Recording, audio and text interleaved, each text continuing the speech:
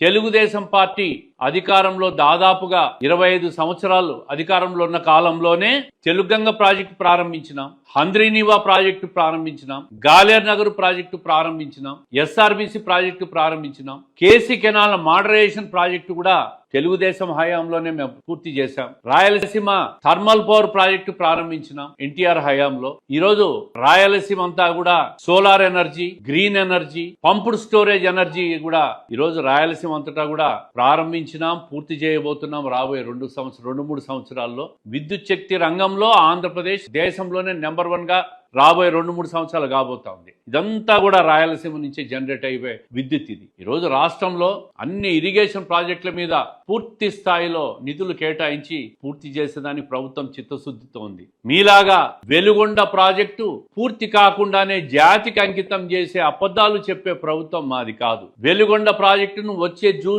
July August నాటికల్లా పూర్తి చేసి నీళ్లు ఇస్తామని చెప్పి మొన్న 25వ తేదీనే ముఖ్యమంత్రి గారు వెలుగొండ ప్రాజెక్టు పోయి సందర్శన చేసి ఆ ప్రాజెక్టుకు టైం బౌండ్ ఫిక్స్ చేసి నిధులు విడుదల కూడా చేసి దాన్ని పూర్తి చేసేదానికి కంకణబద్దులై ఉన్నారు. రాయలసీమ, గ్రేటర్ రాయలసీమ అంట, ఒంగోలు, నెల్లూరు, పాత 4 జిల్లాలు వీళ్ళు రౌండ్ టేబుల్ కాన్ఫరెన్స్ కడపలో వచ్చినారు. భోంచేసి పోండి. రాయలసీమ మీద మీరు మాట్లాడే హక్కు మీకు లేదు. ఈరోజు రాయలసీమలో ఉద్యాన పంటల హబ్బుగా కాబోతా ఉంది. రాబోయే 3 సంవత్సరాల్లో 30,000 కోట్లు ఉద్యాన పంటలకు ఖర్చు పెట్టబోతున్నాం. ప్రతి రైతు పండ్ల తోటల్లో లక్షాధికారి కాబోతా ఉన్నాడు. రాబోయే రోజుల్లో ప్రపంచంలోనే fruit bowl of the world ఏది అంటే రాయలసీమని చెప్పుకునే పరిస్థితి రాబోతా ఉంది.